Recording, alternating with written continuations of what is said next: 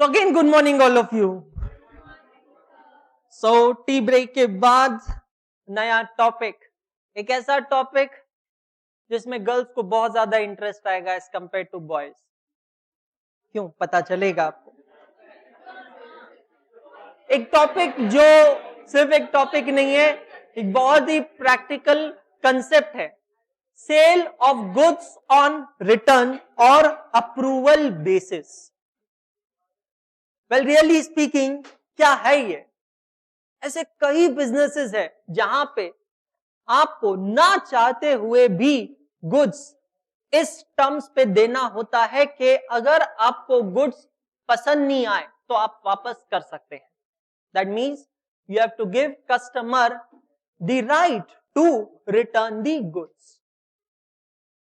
Earlier these type of terms were not existing. एकदा विकलेला माल परत घेतला जाणार नाही. Goods once sold will not be taken back. बिका हुआ माल वापस नहीं लिया जाएगा, ऐसा दुकानों में लिखा होता था. फिर धीरे धीरे पैटर्न चेंज होने लगा. पैटर्न चेंज होने लगा, इसका रीजन है कुछ ऐसे प्रोडक्ट्स होते हैं जहां पे यूनिफॉर्मिटी नहीं होती है. You take example of shoe size. Shoe size, there you may say that your shoe number is 8, but for every brand there is some variation. Every brand has some variation. I mean this is something जहां पे standardization हो सकता है, होना चाहिए, पर फिर भी थोड़ा वेरिएशन होता है. ब्रांड्स में वेरिएशन होता है, दिल्ली मेड, चोर बाजार मेड जो होते हैं उसमें और वेरिएशंस होते हैं. क्लोथ्स में वेरिएशंस होते हैं. Yes, so whatever may be your waste size, correct, starting from 26 to 46, whatever it is, depends. तो एक ब्रांड में अगर एक्स है तो दूसरे ब्रांड में कुछ डेविएशन हो सकता है. मतलब एक कस्टमर मेंटालिटी बनी है कि जब तक ट्राई नहीं करना है तब तक लेना नहीं है. तो आप कोई भी मॉल्स में देखेंगे तो वहां पे ट्रायल रूम्स बने होते हैं, क्योंकि उन्हें पता है कि कस्टमर बिना सिलेक्शन के नहीं लेता है. These all e-tailers like Amazon, Flipkart, Snapdeal, eBay, when they started enter the clothing segment, इनके लिए एक बहुत बड़ा सेटबैक रहा उस समय. जब इन्होंने क्लोथिंग सेगमेंट स्टार्ट किया, इनका क्लोथ्स का सेल ज्यादा नहीं हो रहा था. उसके कई रीजन थे. The Indian buyer was holding himself to buy clothes online. Multiple reasons to it. Number one, हमारे यहाँ लोगों को जब तक हाथ लगा के ना देखे सेटिस्फैक्शन मिलता नहीं. और एक लेना रहा तो जब तक हम दुकानदार की पूरी दुकान हमारे सामने नहीं उतार लेते तब तक वो सेटिस्फैक्शन नहीं मिलता है. ट्राई नहीं करते जब तक सेटिस्फैक्शन नहीं मिलता है. चार लोग जब तक तारीफ ना कर दे, हाँ, तब तक सेटिस्फैक्शन नहीं मिलता है. बहुत बड़ा डिफरेंस होता था. The colour which is appearing on the screen sometimes differs significantly with the actual colors because of the screen settings, pixel settings, photography, this, that, so many other factors. तो Indian customer खुद को hold इसलिए करता था क्योंकि जब शुरुआत में Amazon, Flipkart, Snapdeal, eBay ने क्लोथ स्टार्ट किया सेल करना, तब रिटर्न पॉलिसी नहीं होती थी. लेकिन फिर इनको समझ में आ गया ग्रेजुअली कि रिटर्न पॉलिसी करना होगा. तो रिटर्न में पहले उन्होंने स्टार्ट किया replacement. Understand there is difference between replacement and refund. They started with replacement of shoes and of clothes. तो रिप्लेसमेंट के लिए उन्होंने कुछ रीजंस दिए थे वहां पे. if there is one of those reasons, then only replacement was allowed. So reason was like inappropriate size, reason was like inappropriate color, correct, fitting, whatever it is. So if your reason is one of those reasons, तो आपको replacement मिलता था. Replacement मतलब इसके बदले दूसरा. Are you understanding? Refund नहीं मिलता था. ये उन्होंने एक्सपेरिमेंट किया. थोड़ा सेल बढ़ा, बट जितना चाहते थे उतना सेल नहीं बढ़ा. फिर उन्होंने यहाँ पे वो जो लिस्ट थी उसको और इंक्रीज किया, तो और दिखा कि हाँ इफेक्ट दिखा, सेल बढ़ रहा है. और अब आज अगर आपने एडवर्टाइजमेंट देखा होगा, they have no question return or refund policy. Have you seen that? No question means what? आपसे कोई क्वेश्चन नहीं पूछा जाएगा, आपको पसंद नहीं है तो भी आप उसे रिटर्न भी कर सकते हो या रिप्लेस भी कर सकते हो. मतलब you can even claim back your refund. And now you can see because of this move, their sales has increased tremendously.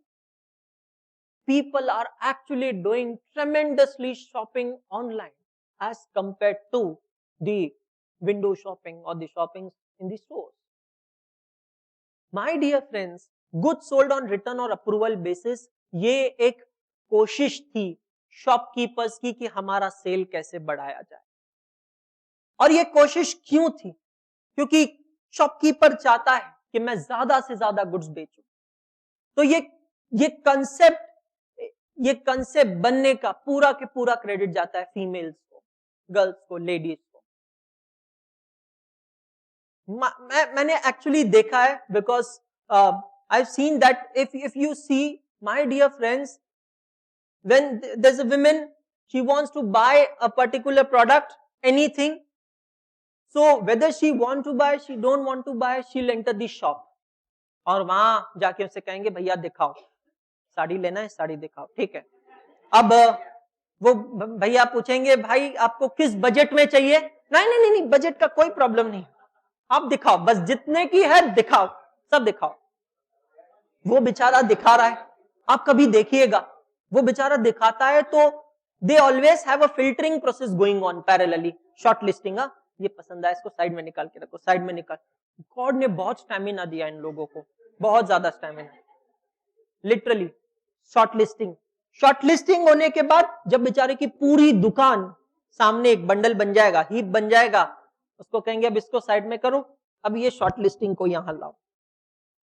साथ में 2-4 तो होंगी, है ना, फीडबैक, रिव्यू, ओपिनियन, ओपन पोल, एग्जिट पोल, जो भी कहना है उसके लिए. अब वो जो दुकानदार है उसको बना देंगे कटरीना कैफ. तो ये एक एक ट्राई करके देखा आपने कभी? ये शॉपकीपर्स बेचारे क्या क्या करना पड़ता है इन लोगों को, ट्राई करके दिखाते हैं. वो बेचारे जेंट्स होके खुद पे साड़ी लगा के दिखा के देखो मैडम कैसी लग रही है. और फिर वहां सेकंड स्टेज फिल्टरिंग होता है. अच्छा ये ठीक है, ये ठीक नहीं है. उनके माइंड में अलग ही कैलकुलेशंस होते हैं फिल्टरेशन के, बहुत सारे पैरामीटर्स होते हैं, you can't actually predict also. तो वो सेकंड स्टेज फिल्टरिंग हो गया. तो 1000-2000 साड़ी देखने के बाद कुछ 25-30 शॉर्टलिस्ट हुई होगी, सेकंड स्टेज में हुई है. फिर थर्ड स्टेज फिल्टरिंग होता है. अब वो मॉडल को तो कह दिया भाई तो साइड में हट, अब वापस रख. अब जरा गहन विचार होगा उस पे, हाँ, और अपनी पूरी मेमोरी को कहते हैं ना, शील हंट एवरीवेयर. क्या इसमें से कोई साड़ी मैंने कभी जिंदगी में कभी भी कहीं पे भी किसी को पहने हुए देखा है? अगर हाँ तो रिजेक्ट. क्यों? मैं अकेली और अकेली ही रहना चाहती हूं, मोनोपोली, मेरे जैसी कोई नहीं. That's the level of what you से कॉन्शियसनेस देयर. और उनको भगवान ने इतनी मेमोरी स्ट्रांग दी है, उन्हें याद होता है, अच्छा ये मैंने उस दिन वहां पहने देख. क्या बात कर रहे हो, हमको तो खुद का भी याद नहीं होता है कब क्या पहने थे, क्या मालूम. बहुत बढ़िया होता है कि गॉड ने सबको कुछ दिया है तो yes, they are blessed with that. अब फाइनल मल्टीपल फिल्टरिंग करने के बाद 10 साड़ियों की किस्मत में है उनके घर पे जाना, दुकानदार को कहे कि देखो भैया मैं ये लेके जा रही हूं, जितनी पसंद आएगी, नहीं डिस्काउंट तो पैसे का तो भूल जाओ, जितनी पसंद आएगी आई कीप इट, बाकी की शाम को घर में होता है, हम लोग लड़कों का यही काम होता है, पप्पू चप्पू का शाम को जाओ बेटा दे के आओ, और शाम को कहेंगे जाओ बेटा दे के आओ. तो शाम को पप्पू आएगा देने के लिए, तो पैसे की कोई बात नहीं. आपको पता है दुकानदार मना नहीं कर सकता है, he can't refuse. Why he can't refuse? Because if he refuse ना, immediately दूसरा दुकानदार पास में बैठा, he is a perfectly competitive market, there's exactly a competitor. और अगर रिफ्यूज कर दिया ना, ये नेगेटिव एडवर्टाइजमेंट करेगी बाहर जाके, ये तो कुर्सी लगा के बाहर बैठ जाएगी, कस्टमर को अंदर नहीं आने देगी, दूसरे कस्टमर। इतना स्ट्रॉन्ग कंट्रोल होता है फीमेल्स का। मतलब आपको पता है what is the best mode of communication? Not telephone, not SMS, not email, tell a female. Yes, एक बार किसी लेडीज को, अच्छा आपको पता ना, अगर कम्युनिकेशन और फास्ट फैलाना तो पता क्या, लेडीज को बोलना ये कोणाला सांगू नको, हाँ ये किसी को बोलना, अरे 100% जाके बताएगी सबको, देखना। No phone, no SMS, no email, only female, the best and the fastest way of communication. अगर आप देखो वो किस तरीके से एडवर्टाइजमेंट करेगी, बहुत फास्ट। अब वो साड़ी लेके गई, 10 साड़ी घर पे, देखना अब घर पे क्या होगा, आज घर पे होगी पूरी किटी पार्टी, घर पे प्रॉपर ऐसी सभा लगेगी, आस पड़ोसी, रिश्तेदार, फ्रेंड्स, और वो सभी लोग जो आपको सजेशन दे सकता है, बिल तो आपको ही देना है, जो सजेशन दे सकते हैं उनको ऐसा बैठाया जाएगा सोफे पे, आओ बैठो। और अब मैं एक एक ट्राई करके दिखाती, कितना स्टेमिना, आप सोचो, एक एक साड़ी ट्राई करके दिखाएंगे, बाहर आके रैंप वॉक होगा और प्रॉपर सबका फीडबैक लिया जाएगा, कैसा है कैसे। माइंड में एक चेकलिस्ट बन रही है, किसको कितने मार्क्स मिले, किसको कितने मार्क्स मिले, और फैंटास्टिक। आप देखो, और जैसे ही किसी ने कहा हाँ ये तो मैंने, ये मेरी उसकी पास है, अच्छा रिजेक्ट, उसके पास है reject, no I, how can I be in monopoly, you know I have to be in monopoly. और फिर ये सब होके बेचारा दुकानदार सोच रहा है, जब उसने सुबह 10 साड़ी दी, वो बेचारा सोचा कि आज 10 साड़ी बेच दी, मजा आ गया। उसको क्या पता था शाम को ये पप्पू बॉम्ब गिरने वाला है। ये आएगा बेचारा अपनी छोटी साइकिल पे, दोनों साइड में थैली लटकाए, अंकल अंकल मम्मा ने वापस भेजी है। दुकानदार निकालेगा, गिनेगा, काउंट करेगा, 6 से 8 साड़ियां वापस भेज दी। 2 साड़ी के लिए उस बेचारे के खून पी लिया, परेशान कर दिया उसको, पर क्या करे, he is in a perfectly competitive market. अब वो 2 साड़ी जब जब वो पहन के बाहर जाएगी, उसके वो लेडीज के माइंड में एक मीटर चालू रहेगा, हाँ अच्छा 2000 की खरीदी थी, 10 लोगों ने तारीफ किया, चलो 1000 वसूल हो गए, चलो और तारीफ कर दी, 1200 वसूल है, 1500 वसूल है। जितनी जितनी तारीफ होती जाएगी उतना एडवर्टाइजमेंट होता जाएगा, हाँ वाओ फैंटास्टिक, कहां से लिए, वो पता है वो दुकान, हाँ वहां से ली है। और अगर उसने तभी मना कर दिया होता था ना, बहन जी, दीदी, भाभी जी, एक बार बिका हुआ माल वापस नहीं लिया जाएगा।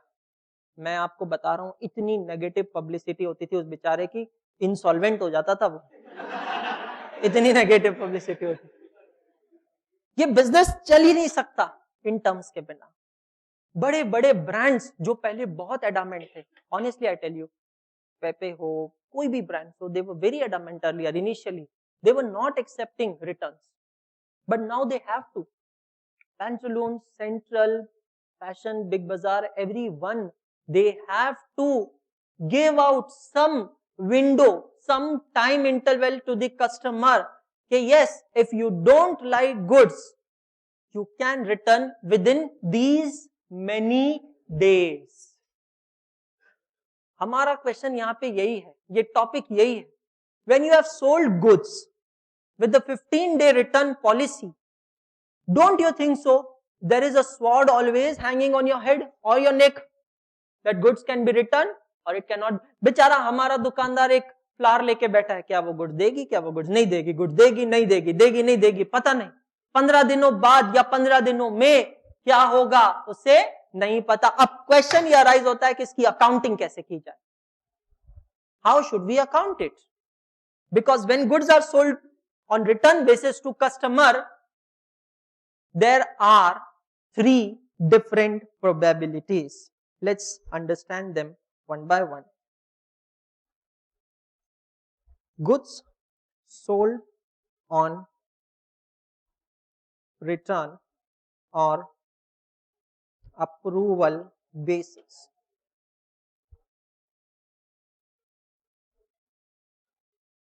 What are the possibilities? So suppose you have sold goods of 10,000 with the 15-day return period. That means what?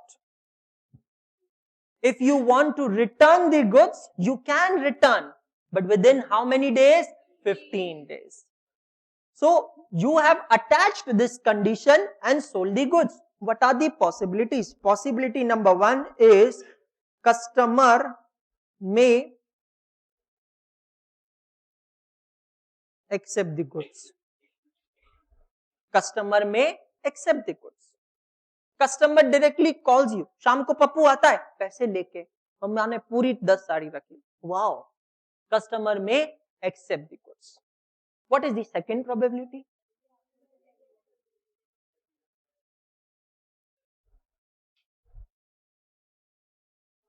Customer may he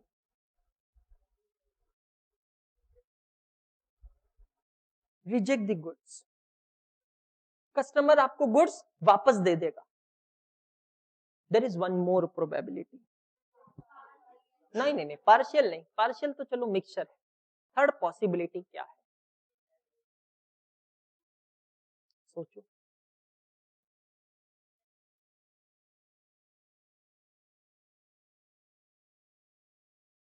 third possibility is unexpired period. आपने कस्टमर को कितने दिन की मोहलत दी थी? 15 डेज. 15 डेज खत्म नहीं हुए, ना ही कस्टमर ने यस कहा है, मतलब possibility number 1, nor he has said no, rejected. Possibility number 2, the stock is still with whom? Customer, and the period is not yet expired. Are you understanding? This is the third possibility. 15 दिन खत्म हो गए और अब 16th day customer आता है goods return करने. As a seller, are you going to accept the goods back? Answer is no. Why no? I told you, you can return goods within 15 days. If the period gets over, we assume that the goods are accepted. And that assumption that the goods are accepted, it is known as implied acceptance. What it is known as? Implied acceptance. If the customer himself calls up front, कि हाँ मैंने goods रख लिए, it is known as express acceptance. This topic has lot of, what I can say, flavors borrowed from the Sale of Goods Act 1930. Because this topic entirely answers to one question, what is that point? क्या मैं उसे sale treat करूं या नहीं, और अगर हां तो कब मुझे सेल ट्रीट करना चाहिए, क्योंकि मैंने कस्टमर को जो गुड्स बेचे हैं उसके साथ रिटर्न या अप्रूवल का ऑप्शन अवेलेबल है, तो मैं उसे सेल कब ट्रीट करूं? तो सेल ऑफ गुड्स एक्ट ने उसका आंसर दिया है बहुत ही fantastically. Sales of goods act कहता है for the purpose of sale payment is not necessary. For the purpose of sale delivery is not necessary. For the purpose of sale, even ownership is also not necessary. What is necessary? Bearing significant risk and rewards. Are you understanding? Bearing significant risk and rewards. Listen to me carefully. बहुत ही practical example मैं आपको यहाँ देता हूँ. You purchased a vehicle, new vehicle on Friday evening, motorcycle, car, whatever it is. You got the delivery of the vehicle, but the dealer told कि registration करने के लिए RTO office will now be open on Monday. Today is what? Friday. RTO office will be open on what? Monday. Till Monday, can they transfer my ownership? No. But हमारा वो मुहूर्त ये वो, मैंने कहा नहीं, मुझे तो डिलीवरी आज ही लेनी है गाड़ी की. आपको पता है नॉर्मली ये लोग ऐसे डिलीवरी देते नहीं है, और अगर देते हैं तो ये एक फॉर्म आपसे साइन करवाते हैं, दैट इज द डिक्लेरेशन और अंडरटेकिंग, कि अब ये गाड़ी से अगर किसी का एक्सीडेंट हुआ तो वो रिस्पॉन्सिबिलिटी आपकी होगी. आप अपनी रिस्पॉन्सिबिलिटी पे वो गाड़ी का डिलीवरी लेते हैं. क्या ओनरशिप आपके नाम पे ट्रांसफर हुई है? नहीं. But who is bearing the risk and reward of the vehicle? Buyer. Is it not a sale? Yes, it is a sale. A sale can be credit sale or a cash sale.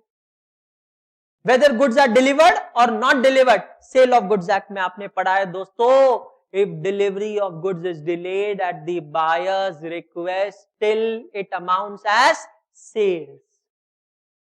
Still it amounts as sales. ये chapter इसी बस एक point से deal कर रहा है कि किसी ट्रांजैक्शन को हम सेल कब कहेंगे.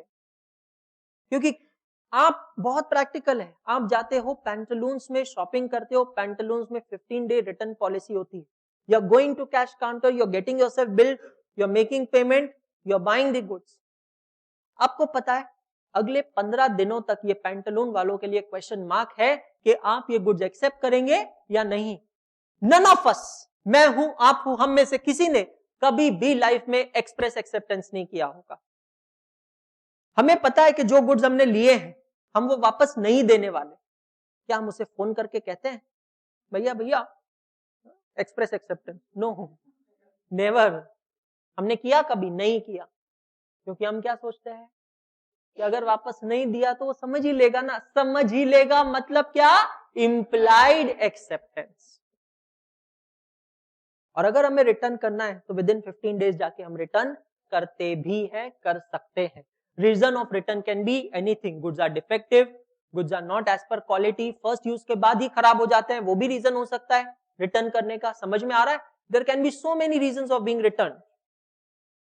आपको नहीं लगता ये प्रॉब्लम सीवियर हो जाएगा अगर ये 15 दिनों के बीच में ईयर एंडिंग डेट आ गई? 25 मार्च को गुड्स बेचे थे ऑन रिटर्न बेसिस, 15 दिन का रिटर्न पीरियड था. तो 25 मार्च प्लस 15 डेज 9 अप्रैल,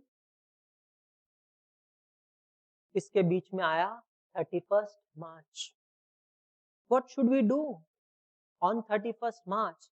क्या मैं इसे सेल ट्रीट करूं या ना करूं? क्योंकि जब तक वो सेल नहीं होता, the seller is the owner of the goods, even though they are in the possession of customer. We know closing stock has direct relationship with profitability. If I fail to account this closing stock, I'm suppressing my profitability. If I'm not recording as my sale, I'm suppressing my profitability. But if I'm recording it as sale, am I not overstating my profitability? Yes. Because there's always some contingency associated to it कि ये goods वापस आ भी सकते हैं, नहीं भी आ सकते हैं.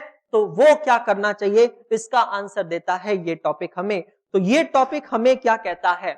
This topic tells us that how to do accounting of such a transactions that is goods sold on return और approval basis. Well, really speaking, probability of getting a full-fledged question only on this topic is very, very minimal. But my dear friends, this topic can be any time combined with the other topics and you may get a full-fledged question on this topic. Do you remember we have kept 2 questions incomplete pending in the topic of inventory valuation? Forward and backward reconciliation because of this one topic. This is a topic which can be merged as an adjustment. It can be incorporated as an adjustment in a question of inventory valuation or a question of final accounts, and you may expect a hybrid question on that topic. So this topic is really speaking a very important concept. But again, जैसा मैं आपसे कहता हूं, right from chapter number, चलो मैं 8 bills of exchange छोड़ दूं, 9 number joint venture छोड़ दूं, राइट फ्रॉम चैप्टर नंबर 10 एडीडी, account current, royalty accounting, then this topic, मैं एक ही चीज आपसे कह रहा हूं, if you understand it, it's done. If you understand it, it is done. So my dear friends, what does this topic says? This topic says that for the purpose of determining the accounting treatment, you need to first see that what are the or what is the number of such transactions in your business. आपके business में ऐसे transactions कितने हैं? ऐसे transactions मतलब goods sold on return और approval basis. क्या आपके ये बिजनेस में ऐसे ट्रांजैक्शंस ओकेजनल है? ओकेजनल मतलब कभी कभी, बहुत ज्यादा नहीं होते हैं, कभी कभी। आपको पता है कुछ बिजनेस में तो ये ट्रांजैक्शन होते ही नहीं है। खाने पीने के बिजनेस में भैया पसंद आया तो ठीक है, नहीं तो मैं वापस दे दूंगा। कहां से वापस दे? ऑटोमोबाइल्स में you go and buy a Skoda Rapid car और आप कहते हैं नहीं भैया पसंद नहीं आया तो मैं वापस दे दूंगा। क्यों? घर का काम है, वापस दे देगा? नो। कुछ इंडस्ट्रीज में रिटर्न पॉलिसी बिल्कुल नहीं होती है। इवन क्लोथिंग में भी आपको पता है जो कुछ प्रीमियम ब्रांड्स होते हैं वहां रिटर्न पॉलिसी होती नहीं। तो आपको ये देखना है कि आपके बिजनेस में what is the quantum. Quantum means volume, volume means number of such transactions. Everything is given in your book, just understand over here what is the volume of such transaction. क्या ये transactions आपके business में occasional है? Occasional मतलब कभी कभी होते हैं। अगर ये ओकेजनल है तो हम यहां देखेंगे क्वेश्चन नंबर 1, क्वेश्चन नंबर 2 और क्वेश्चन नंबर 5। बहुत सिंपल है। जब गुड्स बेचे ट्रीटेड एज अ सेल, जब वापस आ गए ट्रीटेड एज सेल्स रिटर्न, खत्म। क्योंकि ऐसे ट्रांजैक्शन मेरे बिजनेस में बहुत ही थोड़े हैं, ओकेजनल है, कभी कभी होते हैं। पॉसिबिलिटी नंबर 2, ऐसे ट्रांजैक्शंस मेरे बिजनेस में ओकेजनल से थोड़े ज्यादा हैं। There is no percentage given over here to define this. Occasional means less than 20%, normal means 40%. No, there's nothing. It depends on case to case basis. At times, this can be determined on the basis of number of transactions, or it can also be determined on the basis of value of transactions. They are two separate things, correct? Volume and value. So, her case में अलग होता है। मेरे business में occasional से थोड़े ज्यादा है, ये ट्रांजैक्शंस नॉर्मली होते हैं। और थर्ड पॉसिबिलिटी होती है वॉल्यूमिनस। इसके बिना तो मेरा बिजनेस चल ही नहीं सकता। मेरे बिजनेस में ऐसे ट्रांजैक्शंस बहुत ज्यादा होते हैं। समझ में आ रहा है? They are very very frequent, they are voluminous. तो अब इन दोनों केसेस में अकाउंटिंग ट्रीटमेंट डिफर होगा। सो अगर मेरे बिजनेस में ट्रांजैक्शंस नॉर्मल है तो मैं क्या करूंगा? क्योंकि देखो हेडेक, जब गुड्स बेचे सेल की एंट्री पास करो, वापस आए वापस एंट्री पास करो। अच्छा कस्टमर ने नहीं रखा तब तक सोचते बैठो ना, रखेगा नहीं रखेगा, रखेगा नहीं रखेगा, उसकी एंट्री पास करो। मतलब एक ट्रांजैक्शन की 3 से 4 से 5 एंट्रीज पास करना पड़ेगा। देखेंगे हम क्वेश्चन नंबर 1, 2 एंड 5 में। अगर ऐसे ट्रांजैक्शंस कुछ है, थोड़े हैं, नॉर्मल है, नॉर्मल मतलब ओकेजनल है, I can bear that headache. But if they are little more than occasional, then what I'll do? I'll maintain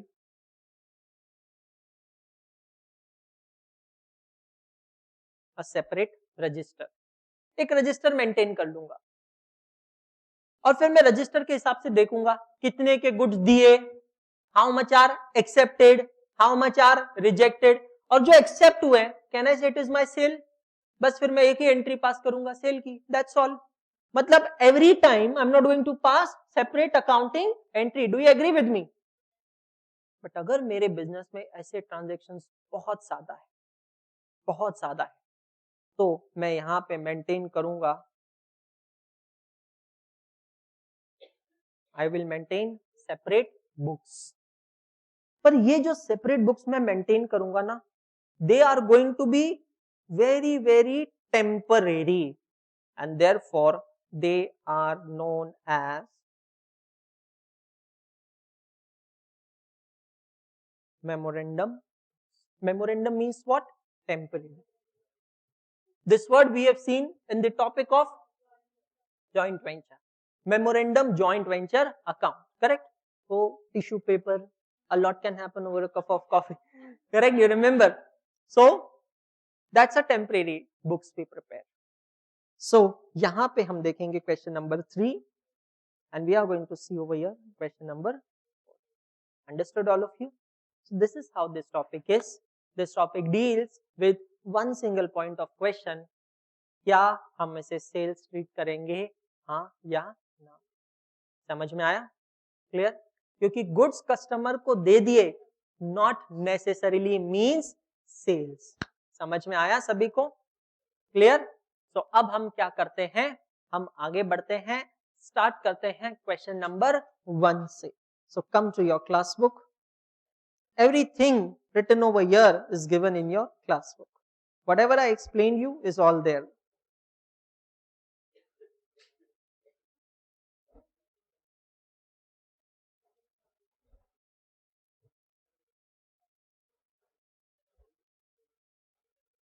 Mr. A trader, dispatched goods costing rupees 16,000. Highlight this word, costing rupees 16,000. Dispatch means sold. Goods costing rupees 16,000. Can I say it is my COGS? वो goods जो मैंने बेच दिए हैं उसकी cost को मैं क्या कहता हूं, कॉस्ट ऑफ गुड्स सोल्ड, अर्थात COGS. करेक्ट? बट क्या मैं गुड्स कभी कॉस्ट प्राइस पे बेचता हूं? ना, I sell goods at selling price. तो कॉस्ट प्राइस में मुझे ऐड करना होगा प्रॉफिट, और फिर क्या मिलेगा मुझे? Selling price. Mister B to his customer, mister B on sale on return basis after charging gross profit of 25% on cost price. 25% किसका? कॉस्ट का. क्या आपको कॉस्ट पता है? Yes. Can I find out selling price? I know this formula. CP plus P is equal to SP. My CP is 16,000. Profit is 25% of this. That comes to, so my SP will be, check all of you. Now, Mr. A had treated the transaction as credit sale. ये line आपको बता रही है कि accounting treatment क्या follow किया है. Are you understanding? Question में दोस्तों दिया नहीं होगा there are voluminous transaction, there are occasional transaction. By reading question you have to interpret and understand that ये क्वेश्चन में क्या हुआ है. तो the seller has treated it as a credit sale at the time of dispatch of goods. Past journal entries in the books of Mr. A. कौन है A? Seller. If customer has approved the goods. Very good. Number 2, customer has rejected all the goods. And number 3, the customer has retained half and rejecting the other half. Correct? So देखते हैं, solve करते हैं. Come to your register, write down question 1/158.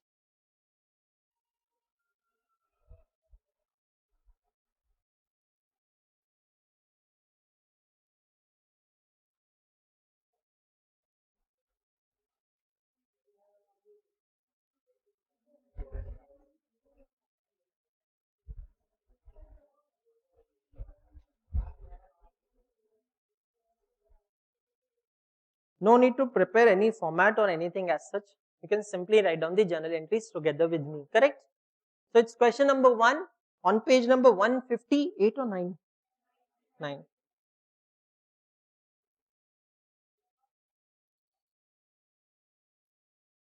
And the question is based on occasional transactions. Correct?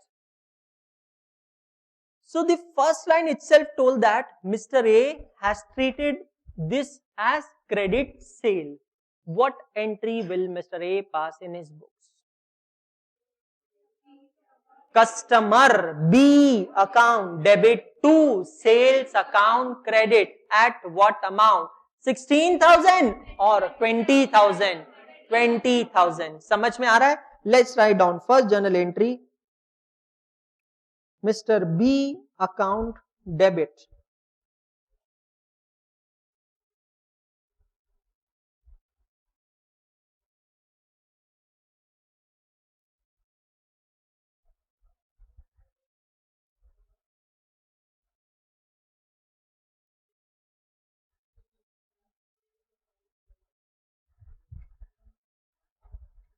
being goods sold, yes sir, on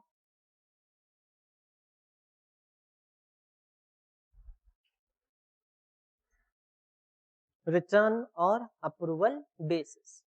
ये entry वो तब पास करेगा जब वो गुड्स सेल करेगा ऑन रिटर्न और approval basis, knowing the fact और unknown with the fact कि क्या ये गुड्स वापस आएंगे या नहीं। अब आपको एंट्रीज पास करना है under these 3 different situations. Number 1, the customer has approved the goods, what will you pass next entry? Yes, क्या दिया है? Customer has paid the money. Pappu सिर्फ मैसेज लेके आया है, अंकल अंकल मम्मी ने सारी साड़ियां रख ली, पप्पू पैसे नहीं लाया है, क्या एंट्री पास करोगे आप?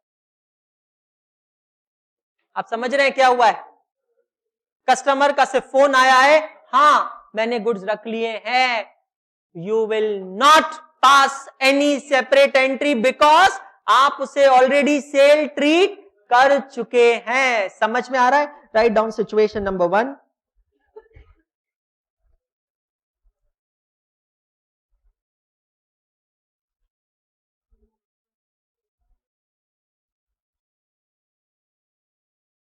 Customer accepted all the goods.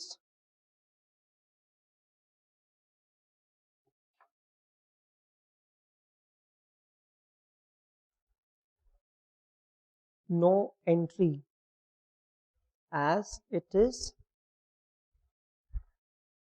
already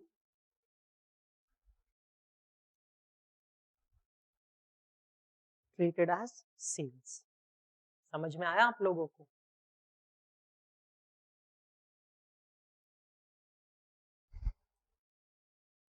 What is the second possibility they have asked to? Rejected all the goods. Correct? Write down.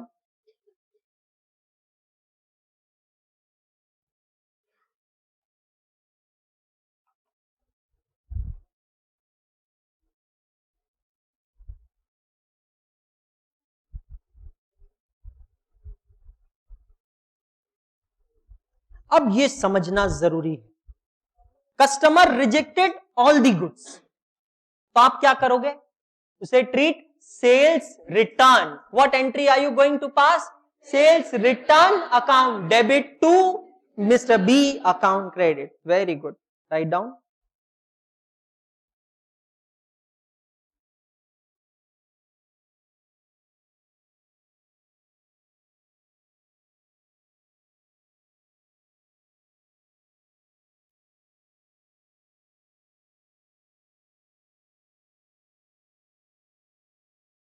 being goods returned.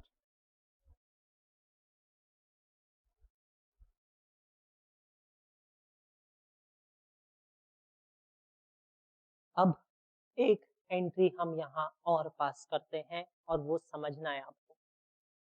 जब मैंने ये गुड्स बेचे थे तो मेरा स्टॉक कम हुआ था, अब ये गुड्स वापस आ गए, माई stock has increased. I will pass one more accounting entry. Please understand first and then you write. I will include these goods in my stock. But stock में किस प्राइस पे इंक्लूड होता है? कॉस्ट प्राइस पे।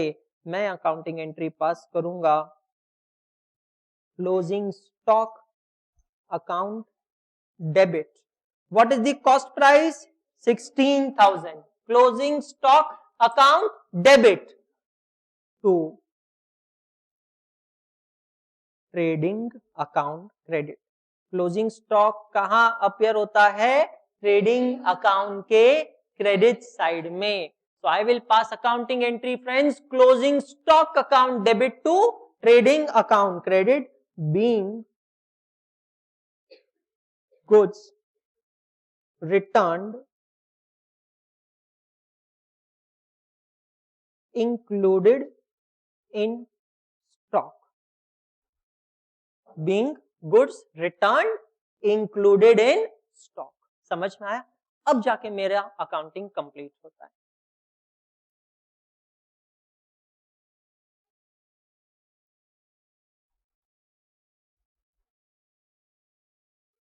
And what is the third possibility?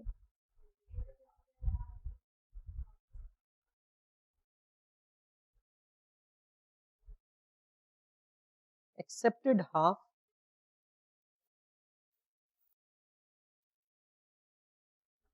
and rejected half. Half means what is the selling price of goods accepted? 10,000. 10 half. And the selling price of goods rejected returned is 10,000. जो goods accept किए हैं for that portion will I again pass any entry? No. I will pass entry for only those 10,000 of goods which he has return back. क्या entry होगी? यही sales return account debit to mister B's account credit. Let's record that.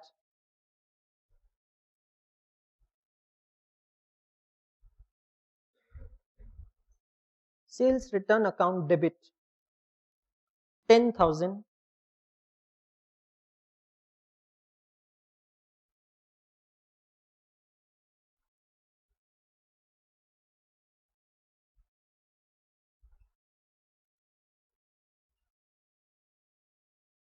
सिर्फ इतना करने से नहीं चलेगा, ये गुड्स को अब मुझे मेरे क्लोजिंग स्टॉक में इंक्लूड करना पड़ेगा. मतलब ये सेकेंड एंट्री जो है ना येलो कलर से लिखा, ये भी पास करना पड़ेगा, लेकिन इसका अमाउंट क्या होगा?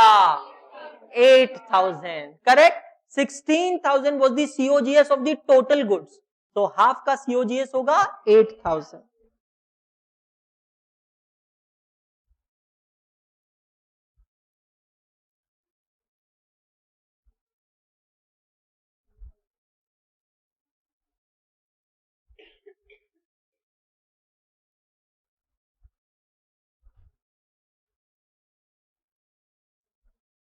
Being goods returned included in stock. Being goods returned included in stock. Clear? समझ में आया? इंडेक्स में अभी पोस्ट नहीं करेंगे, पहले करते हैं सारे क्वेश्चंस, फिर पोस्ट करेंगे लास्ट में. Have you understood all of you? चलें आगे.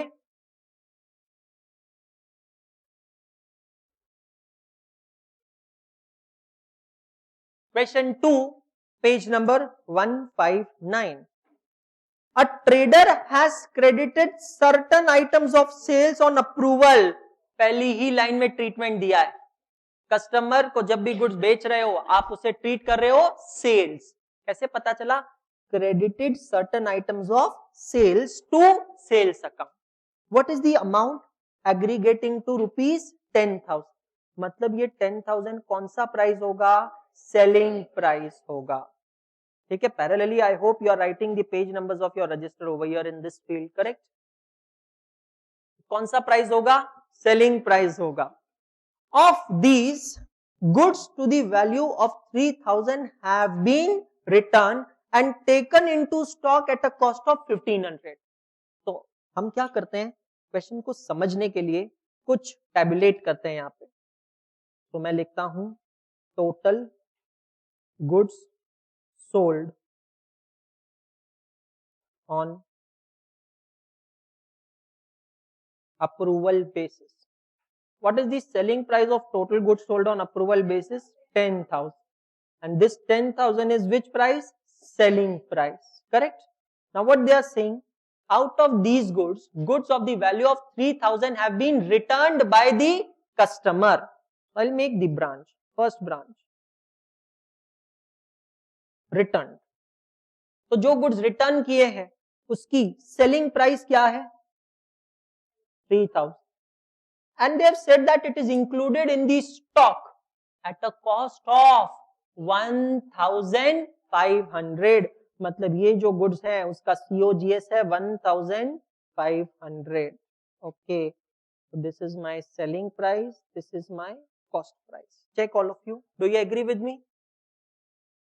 Clear? Shall we move ahead? Okay.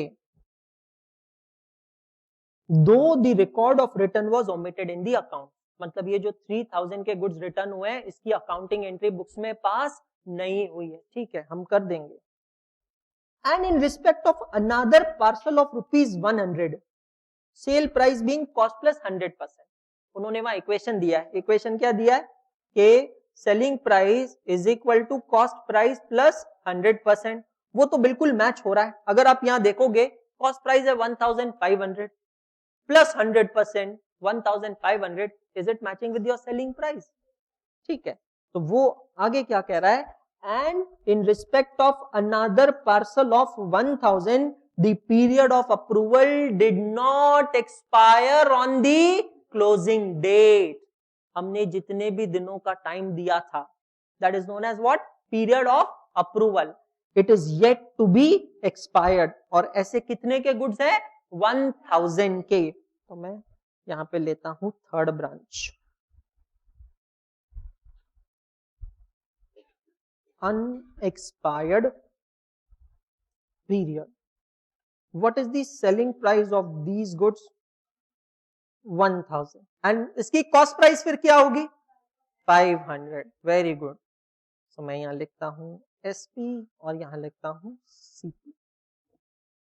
10,000 के गुड्स हमने बेचे थे, 3,000 के 3000 के वापस आ गए, 1000 के बारे में अभी कोई इंटीमेशन नहीं है और हम भी कुछ अज्यूम नहीं कर सकते क्योंकि पीरियड अभी तक खत्म नहीं हुआ है। मेरा आपसे क्वेश्चन है बाकी के 6000 के गुड्स का क्या हुआ होगा? हाँ, बाकी के 6000 के गुड्स क्या हुए होंगे, एक्सेप्ट हुए होंगे, very good. So make a third branch, क्योंकि तीन ही पॉसिबिलिटी थी, समझ में आ रहा है, मैंने आपको बताया था either goods can be return or it can be accepted or the period is unexpired. And therefore my dear friends, what is the selling price of goods accepted? What is the selling price?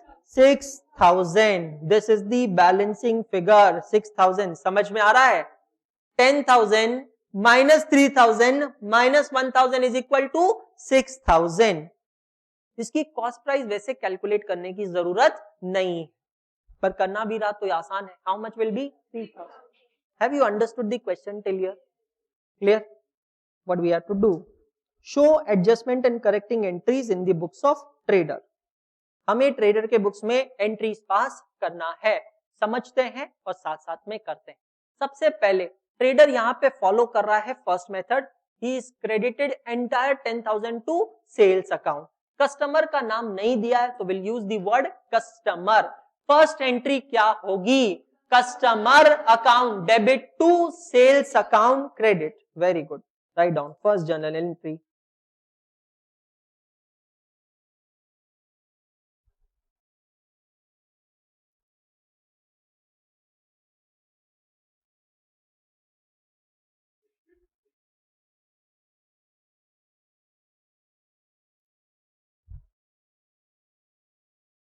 being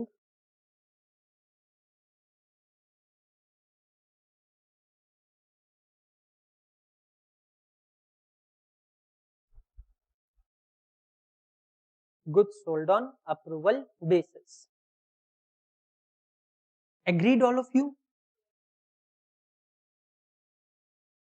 Clear? पक्का? कोई problem नहीं?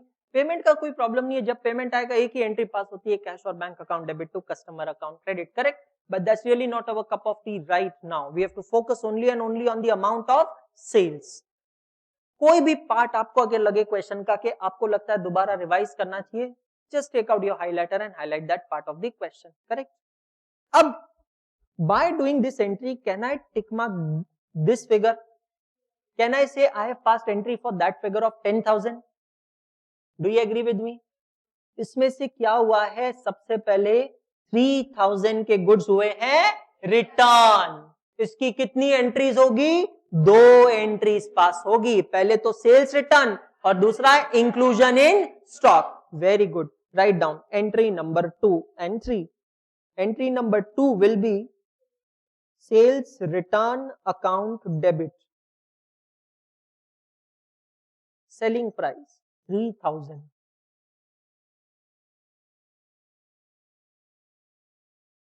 to customer account credit 3000.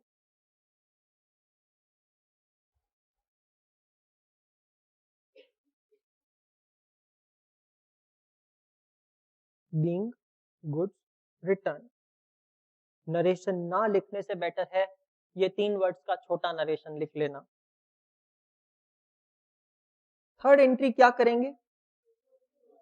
Closing stock account debit पर amount कितना होगा?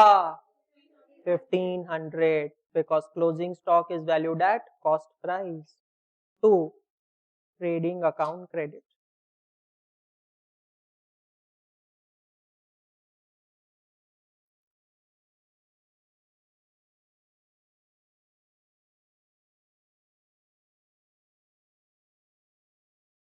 Being goods included in stock.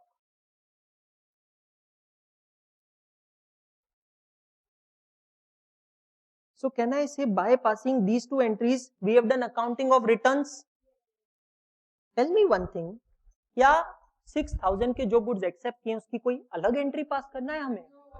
क्यों नहीं करना है? Because we have already treated as sales. समझ में आ रहा है आपको? तो क्या मैं इसे टिक मार्क कर सकता हूं? Yes. और अब आपको समझना है entry for the last part. Unexpired period means what? I cannot treat it as sales. Are you understanding? Unexpired period means what? I cannot treat it as sales.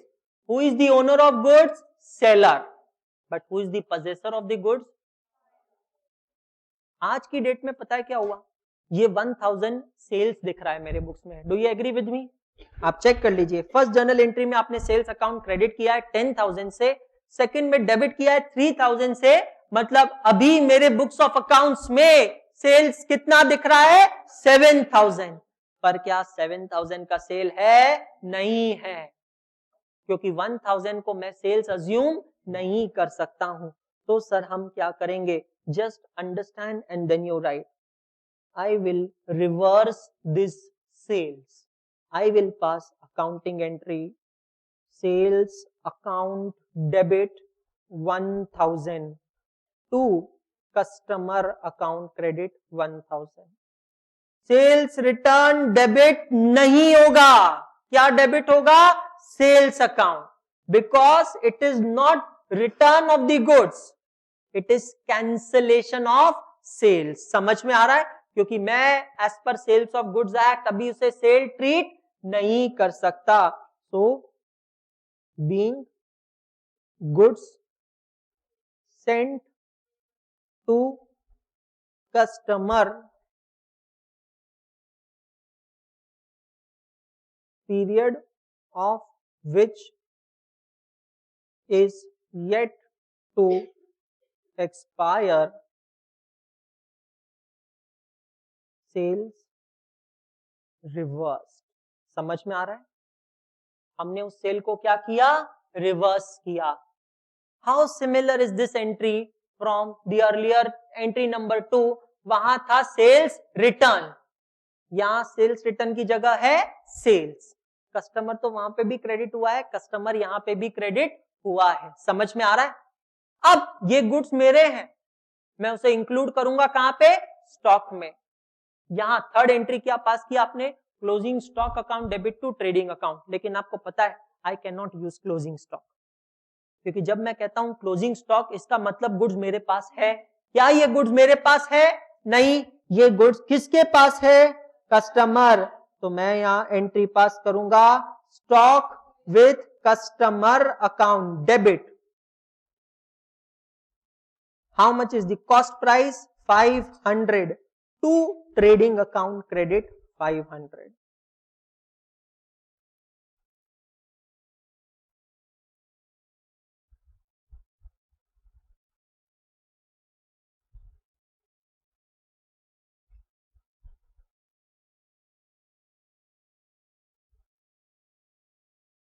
being stock with customer accounted.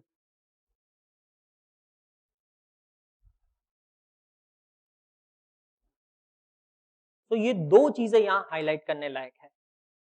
One is the sales account, another is stock with customer account. समझ में आया आपको? तो वहां हमने closing stock किया था या स्टॉक विद कस्टमर। मतलब दोस्तों अब अगर मैं यहां पे मेरा ट्रेडिंग अकाउंट बनाता हूं ना, सपोज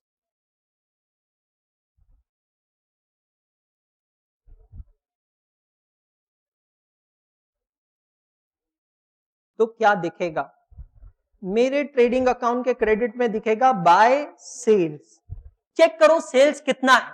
एंट्री नंबर 1 सेल्स आपने क्रेडिट किया है 10,000, सेकंड में डेबिट किया है 3,000 और अभी फोर्थ में डेबिट किया है 1,000।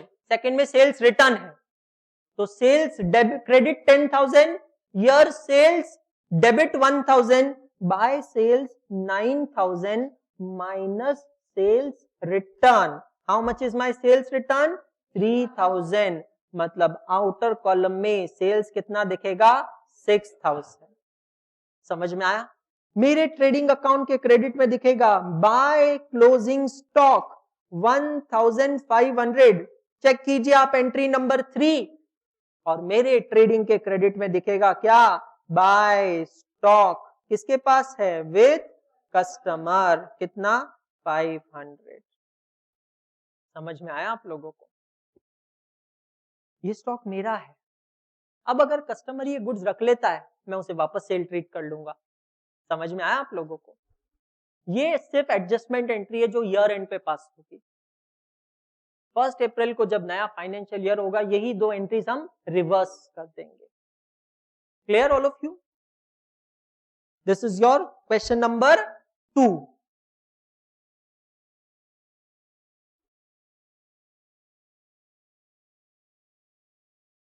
Question number 5।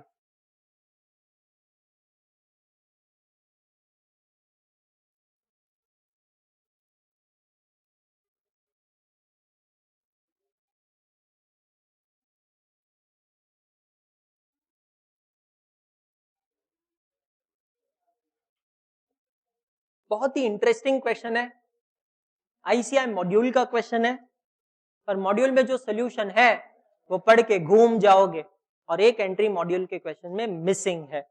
तो ये क्वेश्चन हमें अच्छे से पढ़ना है, समझना है और देखना है। Sally company sends out its gas containers to dealers on sale or return basis. Gas containers भेजे जा रहे हैं डीलर्स को ऑन सेल और return basis. All such transactions are however treated as actual sale and pass through day book. ये जो line हमने पढ़ी है ना, ये लाइन हमें बता रहा है कि यहाँ पे अकाउंटिंग ट्रीटमेंट क्या फॉलो हो रहा है, that the goods are treated as sales. Clear? Just before the financial year, end of financial year, 100 gas containers which cost them 900, cost price दिया है, cost them 900 each, have been sent out to the dealer on sale or return basis and have been debited to his account as rupees 1200 each. कुछ नया है, cost price है 900, लेकिन customer को debit कितना किया है? 1,200। आउट ऑफ दिस कितने कंटेनर्स भेजे हैं? 100। Out of this 20 gas containers are sold at 1,500 each. तीसरा अमाउंट आया है, इसलिए मैंने कहा ये क्वेश्चन यहां आने का कारण यही है कि बहुत अच्छा क्वेश्चन है। कॉस्ट प्राइस कितनी है? 900। हमने जब ये कंटेनर्स दिए तो हमारे कस्टमर को डेबिट कितना किया? 1,200, पर एक्चुअल में कितने में बेचा? 1,500। ओके, कितने कंटेनर्स बेचे? 20। How many are sent? 100। How many are unsold? 80 containers. You are required to pass necessary adjustment entry for the purpose of P&L account and balance sheet. You have to pass necessary entries for the purpose of P&L and balance sheet. बहुत अच्छे से समझना है, tricky question है इसलिए थोड़ा time लगेगा, चलेगा। Please understand properly.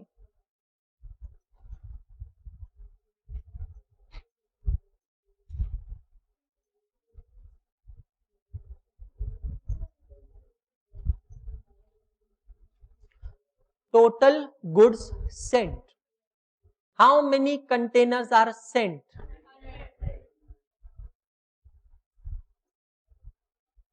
और जब गुड्स सेंड किया, क्या उसे सेल ट्रीट किया? यस, रेड अंडरलाइन किया है मैंने, करेक्ट। बट कस्टमर को डेबिट किस प्राइस पे किया? 1200 each, so into rupees 1200, how much is this value coming to? 1,20,000. Is it clear, all of you? Is it coming 1,20,000? What entry will I pass for this transaction? Customer account debit 1,20,000 to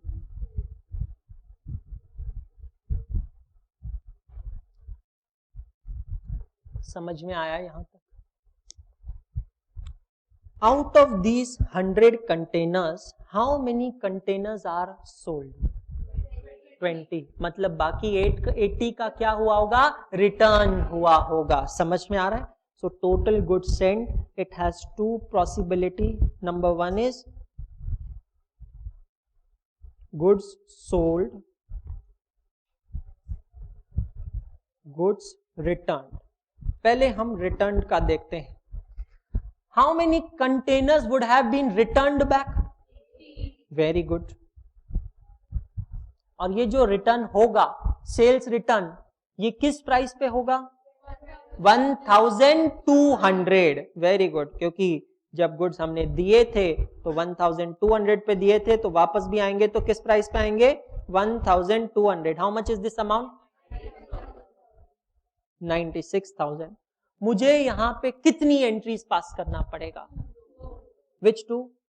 sales return and inclusion in stock. What entry will I pass for sales return? Yes, sales return account debit 96,000 to customer account credit 96,000. Correct? Now I will include these goods in my stock. पहले entry pass करते हैं, फिर value देखेंगे। क्या entry pass होगी? Closing stock account debit to trading account credit. Do we know cost price of each container? How much it is? So can I say 80 containers into rupees 900 per container? So this comes to how much? Check करो यहां तक समझ में आया या नहीं। मैं यहां क्या करता हूं, आपके बेटर अंडरस्टैंडिंग के लिए दो अकाउंट्स बनाता हूं। टेढ़ी है, सेल्स अकाउंट,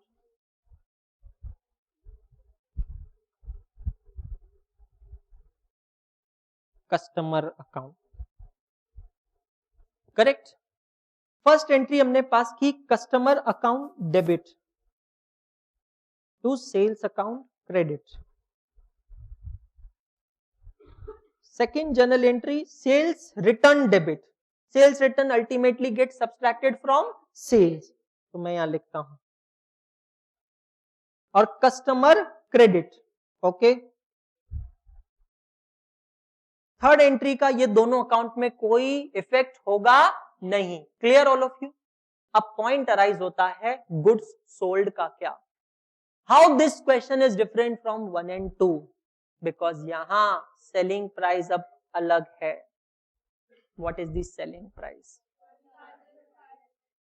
नॉर्मली मैं यहां पे कोई सेपरेट एंट्री पास नहीं करता था. क्यों? क्योंकि जब मैंने गुड्स भेजे थे मैंने उसे ऑलरेडी सेल ट्रीट कर लिया था. लेकिन तब मैंने सेल ट्रीट किस प्राइस पे किया है? 1200. और एक्चुअल सेल किस प्राइस पे हुआ है?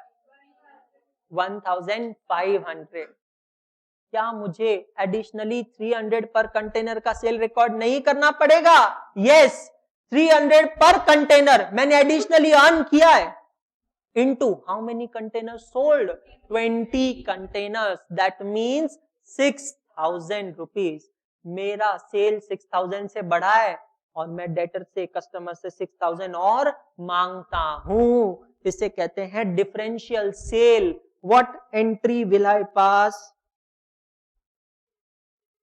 Customer account debit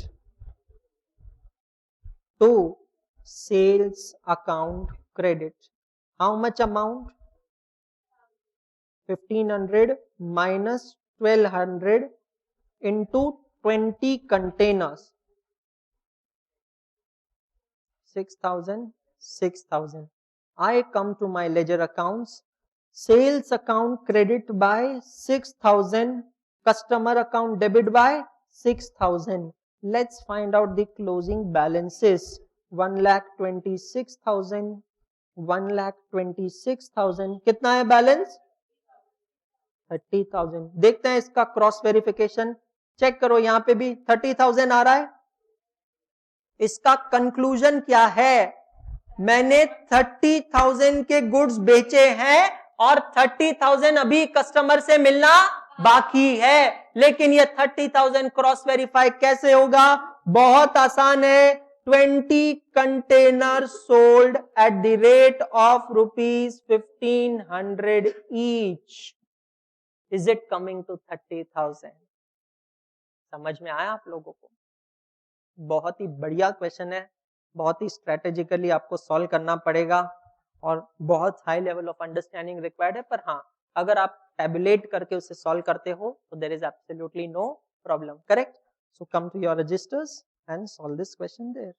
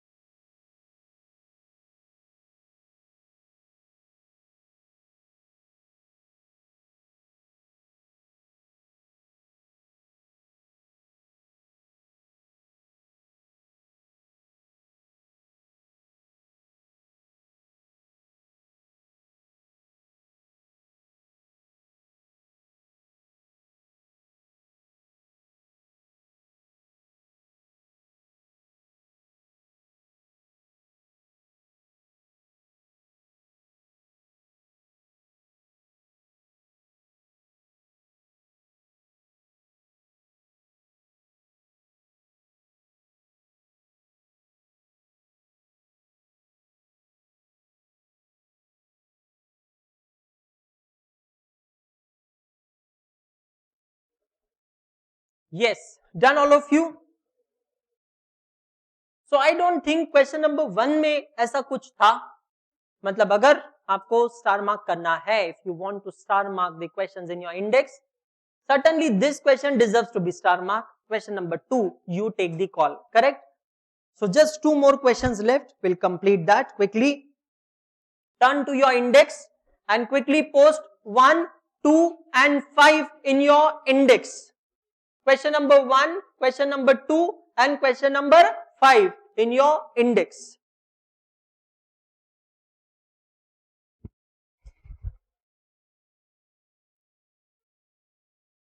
One, 2 and 5 to your index.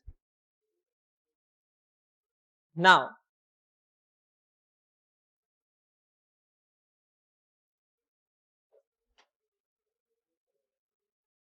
Question number 3 और 4, जस्ट लास्ट 2 क्वेश्चंस पेंडिंग, देखते हैं, करते हैं. क्योंकि अभी ये कंसेप्ट पढ़ा है तो बैक टू बैक में सब कुछ हो जाएगा, समझ में आ जाएगा. करेक्ट? क्योंकि फिर अब हमारे पास ये वीक में जो टाइम अवेलेबल है 3+3+3, उसे हम यूज करेंगे for the so called nuclear topic of syllabus, consignment accounts. So important है, इसलिए आज का दिन पर्पसली सेलेक्ट किया गया है कि एक सिटिंग में हम ये टॉपिक कंप्लीट कर सकें. चलिए, question number 3 is based on normal transactions. Normal मतलब क्या? ओकेजनल से ज्यादा. A firm sends goods on sale or return basis. Customer having choice of returning the goods within a fortnight. What do you mean by fortnight? 15 days. Fortnight means what?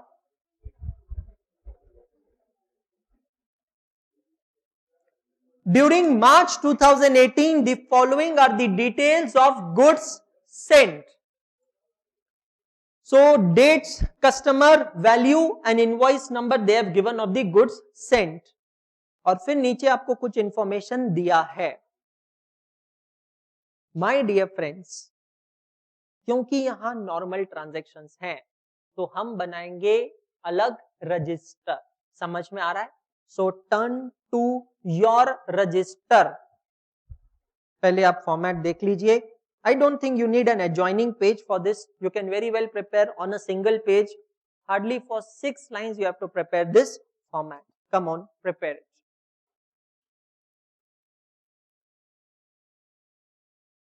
There are total 10 columns. It's like your stock ledger. LIFO, FIFO.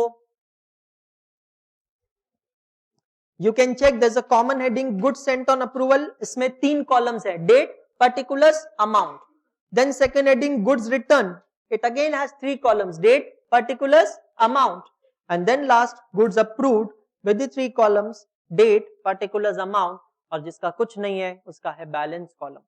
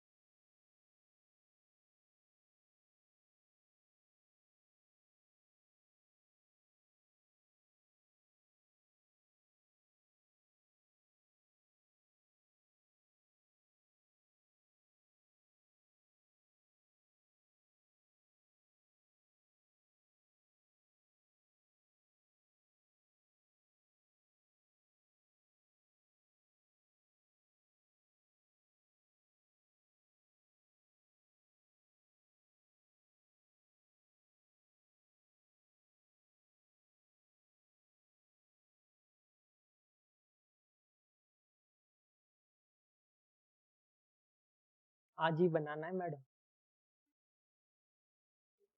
याद दिला दूं अगर madam को याद ना हो.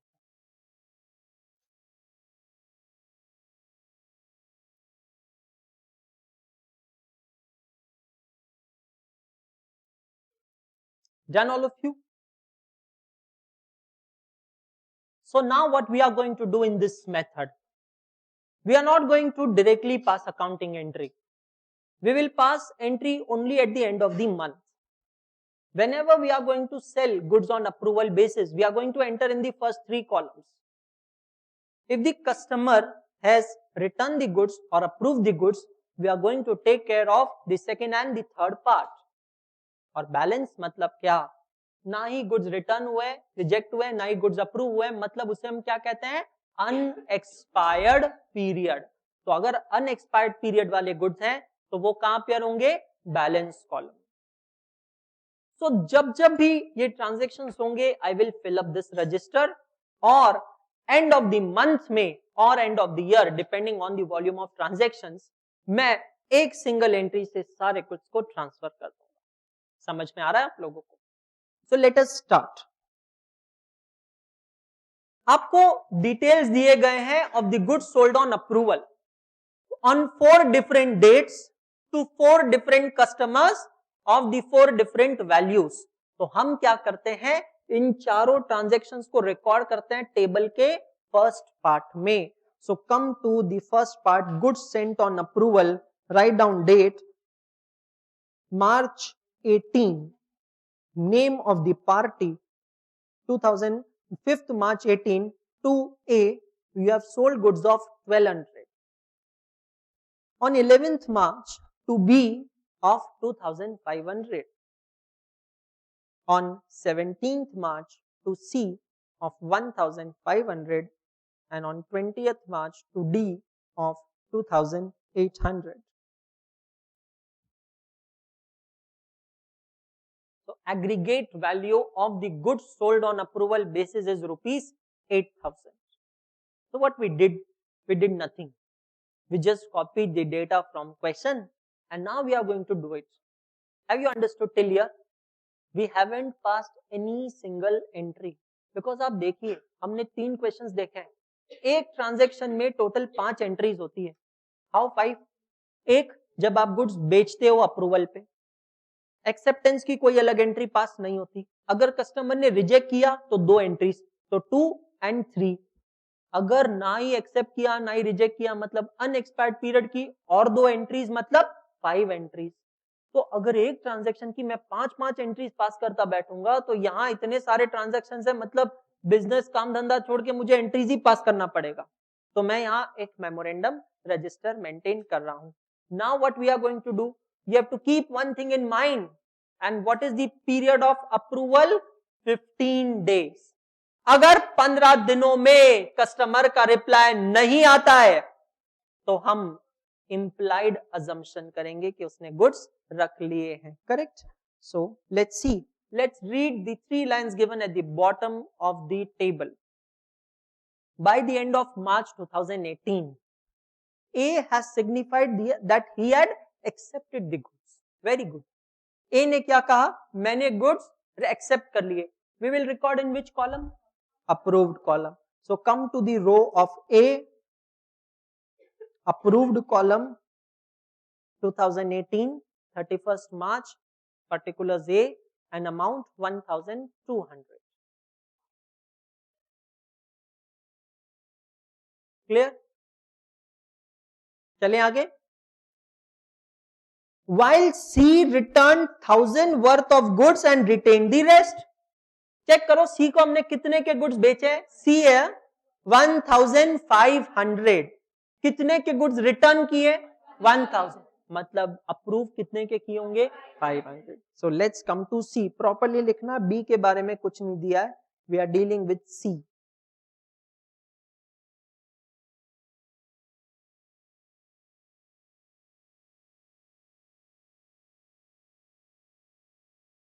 अभी B के बारे में कुछ नहीं सोचना है जब तक आप पूरा डेटा यूज ना कर लो. चलें आगे. Find the value of sales for March 2018 and value of stock with customer as on 31st March, assuming that goods are sold at profit of 40% on cost. अब ये थोड़ा अलग परसेंटेज आ गया जो हमें पता नहीं है, बट हमें टेक्निक पता है, हम इजीली कैलकुलेट कर लेंगे. ठीक है. बी और डी के बारे में कुछ नहीं कहा है तो देखना पड़ेगा. What is the date when you sold goods to B on approval basis? Check. 11th March. How many days you allowed to him? 50. That means his period get expire on which date? 26th March. We are preparing this table on 31st March. मतलब 31st March तक B का कोई reply नहीं आया. क्या करेंगे हम? We will treat it as approved because it is a implied assumption. Come to the column of B, 26th March, and write it as implied acceptance. समझ में आ रहा है? Have you understood, all of you? Look for D. What is the date of sale to D? 20th March. How many days? 15 days. His period will get expire on 4th April. But this statement we are preparing on 31st March. Can we treat it as rejected? No. Can we treat it as accepted? No. It will be treated as balance. So right away, straight away in balance column. और अब हम क्या करते हैं? सारे individual columns का total लेते हैं.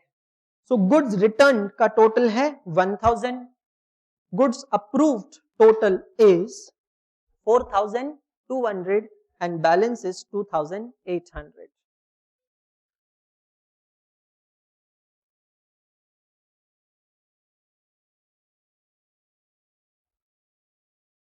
Have you understood, all of you? अब पता है मैं क्या करूंगा? मैं सिर्फ वही एंट्रीज पास करूंगा जिसकी जरूरत है. 8000 के गुड्स दिए थे, 1000 के वापस आ गए. जब दिए तब कोई एंट्री पास नहीं की, तो वापस आने पे किस बात की एंट्री? एंट्री मैं पास करूंगा 4200 की, क्योंकि वो मेरा क्या है? सेल्स है. Do I know name of my customer? Yes. तो सेल्स की, क्रेडिट सेल की एंट्री क्या होती है? Customer account debit to sales account.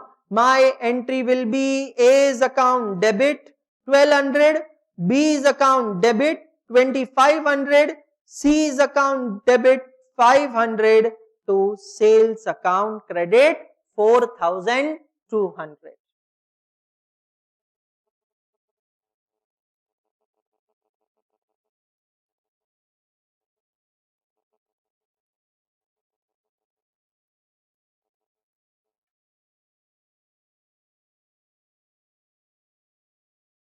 A's account debit, B's account debit, C's account debit to sales account credit. Have you understood, all of you? ये figures हमें किस कॉलम से मिले? अप्रूव्ड कॉलम से. करेक्ट. जो गुड्स अप्रूव हुए वो मेरे क्या है? सेल्स. अब ये बैलेंस के जो गुड्स हैं इसको मैंने सेल ट्रीट नहीं किया. अभी ये कहां अपेयर हो रहे हैं? मेरे क्लोजिंग स्टॉक में. पर क्या ये गुड्स मेरे पास है? ये किसके पास है? It is not closing stock, it will be stock with customer. इसकी एंट्री पास करना पड़ेगा आपको. Stock with customer account debit to trading account credit. लेकिन हमें यहां फाइंड आउट करना होगा इसका cost price, because 2800 is which price? Selling price.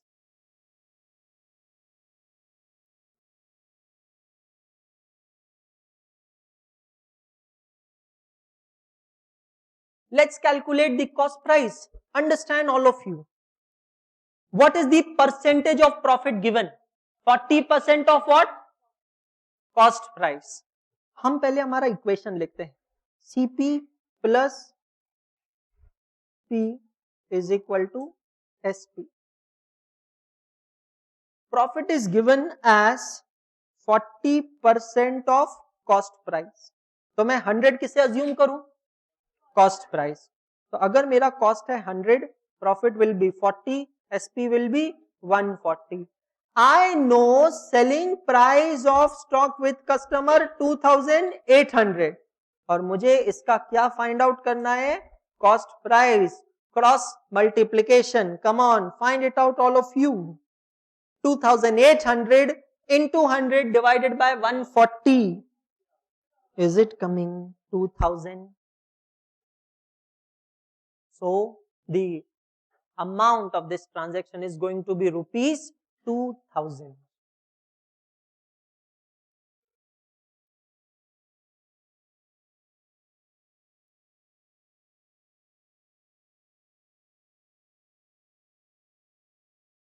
समझ में आया?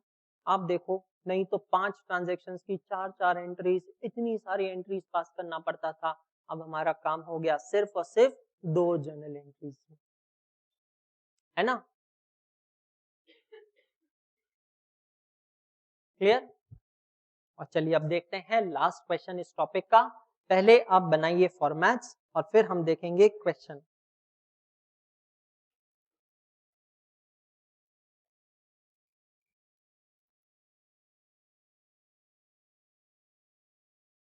Question number 4/159।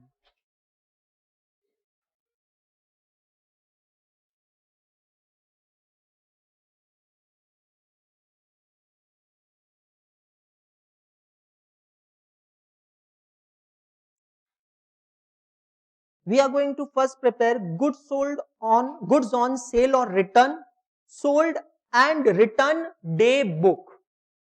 It has date, party, LF, amount, date, sold or returned column. And then you have a small ledger account at the bottom for 5 to 6 lines. Goods on sale or return, total account. Please understand they both are memorandum books. And the word memorandum means what? Temporary. ये books का आपके normal books of accounts में कोई भी effect या treatment नहीं होता है। ये सिर्फ आप अपने रिकॉर्ड्स के लिए रख रहे हैं ताकि कितने के गुड्स बेचे हैं, कितने के एक्सेप्ट हुए हैं, कितने के गुड्स अभी भी कस्टमर के पास है।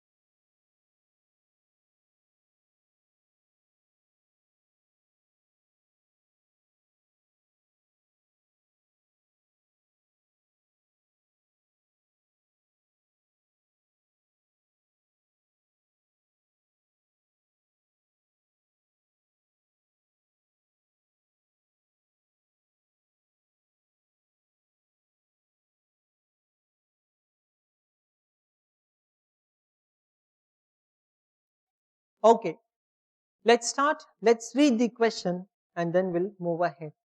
क्वेश्चन का लास्ट पार्ट अगर आप देखते हो जो है पेज नंबर 160 पे, तो वो आपको दिया है prepare the following in the memorandum books of X. So ये लाइन से हमें पता चलता है कि हमें यहां बनाना है memorandum books and memorandum means what? Temporary, correct? Let's see the data.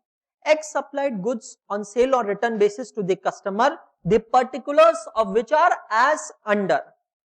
So they have given the dates, party name, amount और लास्ट का जो कॉलम है रिमार्क्स वो अभी हम नहीं पढ़ेंगे क्योंकि वहां हमें बताया गया है एक्शन कि कस्टमर ने गुड्स एक्सेप्ट किए, रिजेक्ट किए या क्या किया है। समझ में आ रहा है? तो जैसे पिछले क्वेश्चन में एक्शंस आपको दिया था टेबल के नीचे, यहां पे एक्शंस दिया है इन दी कॉलमनर फॉर्मेट। नीचे दिया है goods are return within 15 days from the date of dispatch, failing which it will be treated as sales. It is known as what? Implied acceptance. The books of X are closed on 31st March 2018. GP ratio being 25% of cost price. ठीक है, तो अब हम देखते हैं यहाँ पे क्या करना है. सबसे पहले हम क्या करते हैं, हमारे फर्स्ट टेबल में जाके जो जो गुड्स हमने अप्रूवल के लिए बेचे हैं उसको पोस्ट करते हैं. So come to your table, date column, March 2018, 10th March, party name is ABC and company and amount is 10,000. ABC company 10,000. Ledger folio not available. Next, 12th March, DEF company. I do have charger. DEF 15,000. Battery आपकी लो नहीं होना चाहिए. Doesn't matter about laptop. 12th March, DEF 15,000. So 12th March, DEF 15,000. Madam के चेहरे पे smile देखने लायक थी जब बैटरी लो हुई. सर हमारे अंदर की फीलिंग लैपटॉप ने बता दी. 15th March, GHI 12,000. 15th March, GHI 12,000. 20th March, again DEF 16,000. 20th March, DEF 16,000.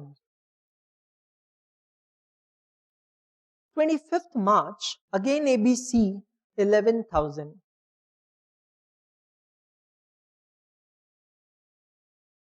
And then last, 30th March, GHI 13,000. So take total of the goods sold on consignment on approval basis.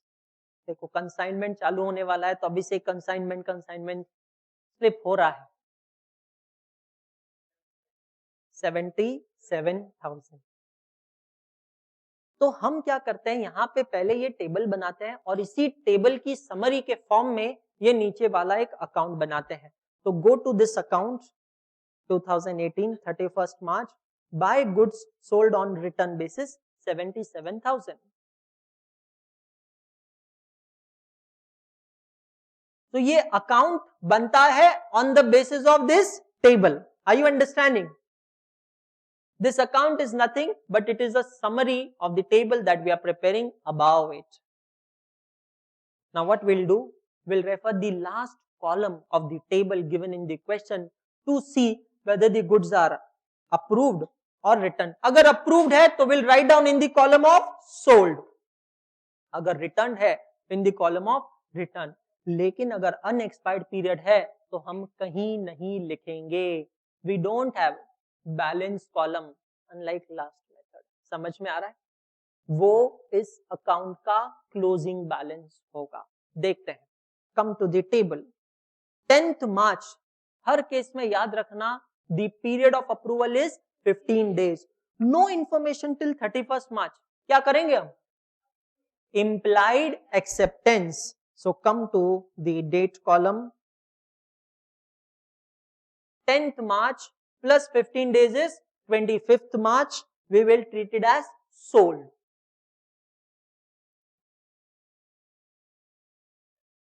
Second transaction. He has returned the goods on 16th March. Very good. Write down date 16 and amount in returned column. Next. Goods worth 2,000 returned on 20th March. तो बाकी का क्या हुआ होगा? Accepted. Correct? तो 20th March को 2,000 के return किए तो 12,000 में से 2,000 रिटर्न है तो सोल्ड होंगे 10,000 के.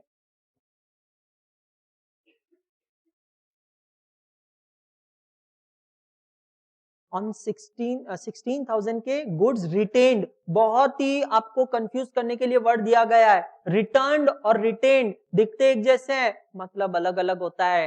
रिटेन्ड का मतलब है एक्सेप्टेड. तो पिछले दोनों गुड्स एक्सेप्ट हुए 24th March और 28th March को. Correct? Both the transactions are sold. जानबूझ के ऐसे वर्ड्स देते हैं कि बच्चा कंफ्यूज हो जाए।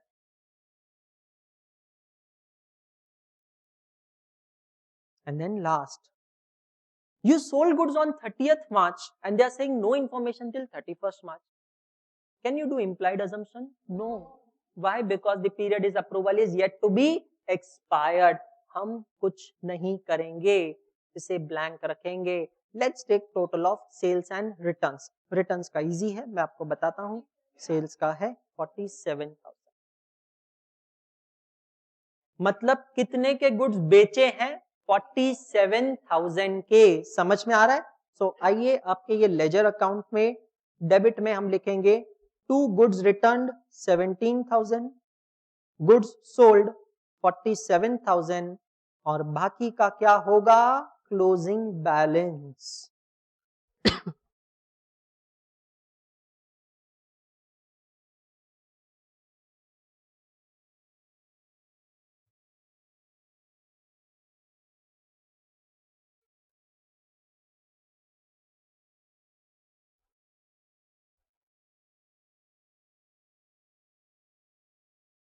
Understood all of you?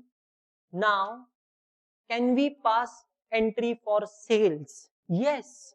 Do we know names of the customer? Check your table. Who are the customers? ABC, GHI, DF, again ABC. मतलब ABC को टोटल सेल्स देखो कितना हुआ है? 10,000 प्लस 11,000, 21,000. So आइए स्टेटमेंट के नीचे write down journal entry ABC account debit, GHI account debit to DF account debit to sales account credit.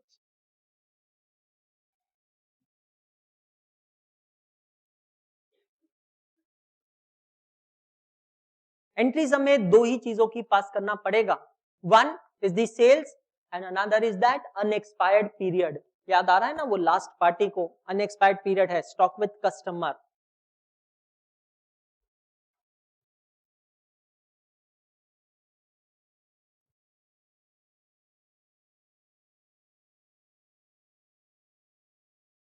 Next entry stock with customer account debit to trading account credit.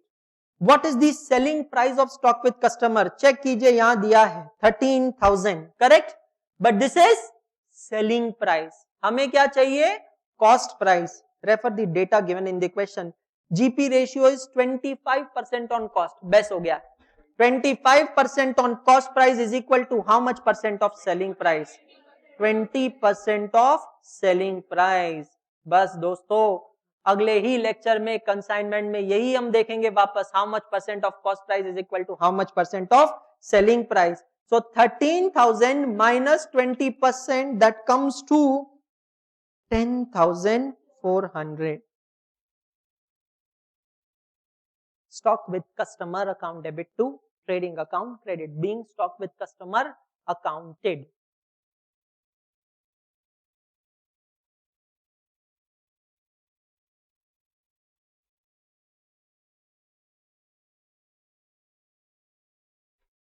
समझ में आया?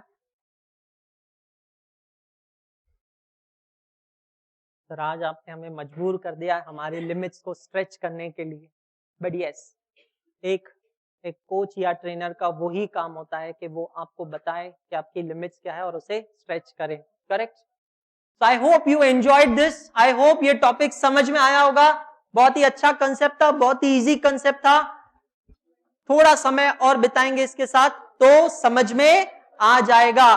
सो फिर से हम मिलेंगे नेक्स्ट लेक्चर में with the new topic, the giant of the syllabus, consignment accounts. Wish you very happy Sunday. Enjoy. Thank you very much.